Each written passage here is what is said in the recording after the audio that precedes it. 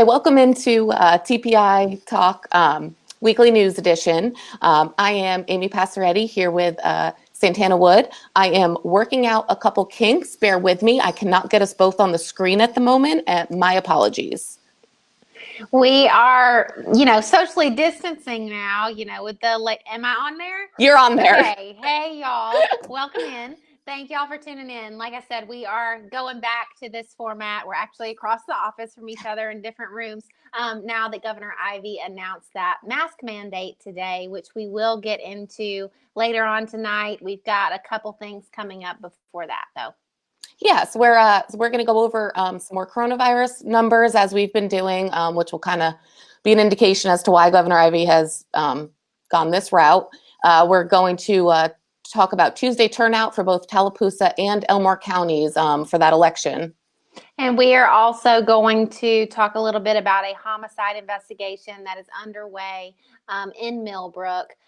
Also going to talk a little bit about the 4th annual Blues in the Park that was held in downtown Alexander City on Saturday. And so first we will dive right into those COVID-19 numbers, give y'all a little bit of an update there. There have been 11,801 new cases confirmed in the state in the last week since our last show. So, it's grown up to over 58,000 confirmed across the state since March 13th. Local counties have added new cases as well. Yeah, in Tallapoosa County, they have added 56 cases since last week, and it's now at 662. Coosa County has added 8 new cases. They're now at 68. And Elmore County is still seeing the biggest spike yet. They have 143 new cases just in the last week alone, which puts them totaling at 1,118 cases and 282 over the last 2 weeks. So that's a pretty big spike. Yeah, so obviously, COVID-19 is not slowing down at all in the state or locally. So Governor Ivey did announce that mask mandate today in her press conference. It is not officially in effect yet. It goes into effect tomorrow, Thursday at 5 p.m. And that will be in effect until July 31st. A couple things about that we want to go over. Masks need to be worn pretty much everywhere, must be worn outdoors or inside public places if you cannot maintain a distance of at least 6 feet from others. It also applies for public transportation or for groups of 10 or more gathered outside. Yeah, and there obviously are some exceptions to this for more practical necessities, such as children who are under 6 years old. When you're eating and drinking, obviously, it's a little difficult to wear a mask, and exercising, religious worship, and among some other things, including some medical exceptions that they have. Yeah, certain medical conditions, basically, if it's not reasonable for you to wear a mask for a medical reason or some of these things, such as exercising, then that is not under the mandate. Businesses are not required to deny entry to service to those without a mask, entry or service to those who are not wearing a mask, but they, of course, retain the right to do so. And, Governor Ivey pretty much said that if a business feels that is a reasonable thing to protect their customers and employees, then that is a reasonable thing to do, to deny that entry or service. Yeah, I'll be interested to see how many people do abide by that. I was just in North Carolina, and all businesses require it, and they have signs on the doors. There actually is, Alabama residents can face up to a $500 fine or even jail time for not wearing a mask. So, it's something we got to take seriously. Yeah, but Governor Ivey said, it's not about the fine. The goal is not to fine a lot of people. The goal is to get people to understand how serious this situation is, how serious COVID-19 is, and how important it is to wear a mask, and how much, that can help protect others from contracting it, and hopefully slow down the spread a little bit. It has never been to stop COVID-19. COVID-19 is here. I don't think it's going anywhere, but it is to help slow that spread and hopefully lessen the amount of cases. Yeah, exactly. So it's probably a good thing that she's done. So we do want to give y'all a little bit of election news as well. Bit of a low voter turnout on Tuesday. But Tallapoosa County easily favored former Auburn football coach Tommy Tuberville. He garnered about 78% of the total in Tallapoosa County for those voters. Yeah, and in Elmore County, voters chose Barry Moore by nearly double the votes over his opponent, Jeff Coleman, for the U.S. Representative 2nd Congressional District. Elmore County also, majority chose Tuberville, about 68% there. And Elmore County had a turnout of about 22%, and there were both ballots, Democratic and Republican there. Although in Tallapoosa County, just Republican ballots. So if you voted in the Democratic primary in March, you were not eligible to vote on Tuesday.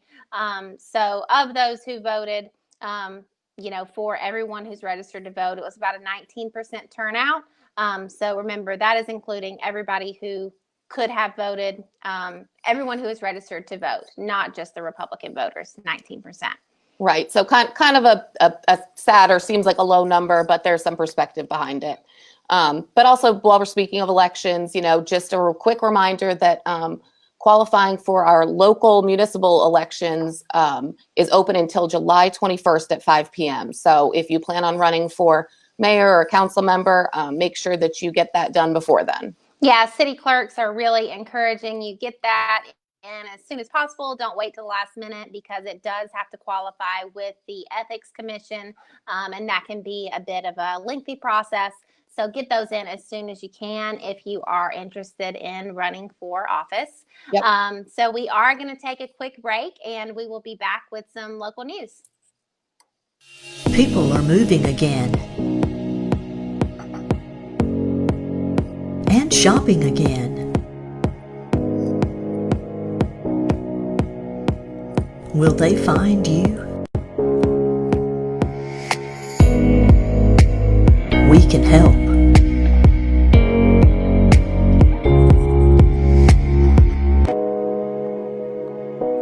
TPI Digital.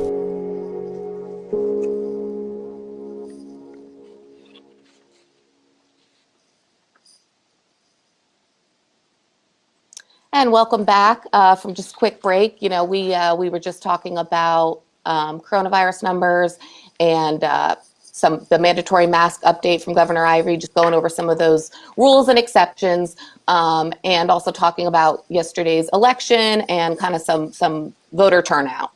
Yeah, so we are going to hear from Carmen Rogers over in Tallahassee.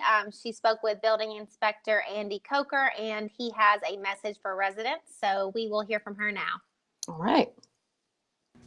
Hello, everyone, and welcome. I'm Carmen Rogers, Bureau Chief at the Tallahassee Tribune. We're moving into the dog days of summer.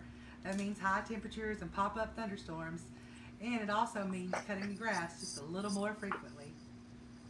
Today, I spoke with Tallahassee's Municipal Building Inspector, Mr. Andy Coker, who has a message for Tallahassee residents. Good afternoon. I want to thank all the citizens of Tallahassee that have helped us this year. We've had a lot of rain and a lot of sunshine, and grass is growing at an all-time high, it seems. And we've had a lot of people that have taken a lot of pride in their yards this year. We want to thank all those citizens and homeowners that have done that, and the ones that are struggling. We just ask that you try to help your neighbors and help Tallahassee be a better place. We just ask that you try to at least do your yard at least twice a month. It's pride in our city when people drive through. It just looks nice when you come through town and the yards are cut. And I just want to once again thank everyone that has done that. And if you haven't, I encourage you to be a better neighbor for the city of Tallahassee. And just want to hope everybody's safe. And we'll see you next time. Thank you for the update, Andy. And thank you for joining me. Until next time, I'm Carmen Rogers reporting for Tallapoosa Publishers. All right, and we are back. Thank you, Carmen Rogers and Andy Coker, for that update. We are going to get into some news in Millbrook, some not so great news. The Millbrook Police Department is investigating a homicide after 24-year-old Kendrick Williams was shot on Sunday afternoon. Yeah, so still no arrest has been made in that case. Millbrook Police Chief P.K. Johnson is, really asking residents to obviously leave this in investigators' hands, but please provide any information that could lead to an arrest. He said someone out there knows what happened and why, and he really wants to get to the bottom of it, be able to serve justice for Williams. And he also said, Millbrook doesn't see this sort of crime often, but it's so important to remember that Millbrook is not immune to this sort of crime. Nowhere is. But really just wants to be able to make some headway in this case. So if you have any information about the case, anything at all, they have a secret witness line where you can provide that information to hopefully lead to an arrest. Yeah, that's a good thing. And moving on to better news, Blues in the Park happened in downtown Alex City this past Saturday. Seemed to be a good time had by all. Yeah, definitely a good time at Blues in the Park. That is free live music in downtown Alexander City. A lot of people socially distanced. I saw a lot of people in masks. I think the crowd was maybe not quite as big as usual, obviously because of COVID-19 and the need to social distance, but it was a really great crowd, and what matters is it was a fun crowd. I did not see anybody who was not having fun, dancing to the music and, just getting together with people. So really great turnout at Blues in the Park.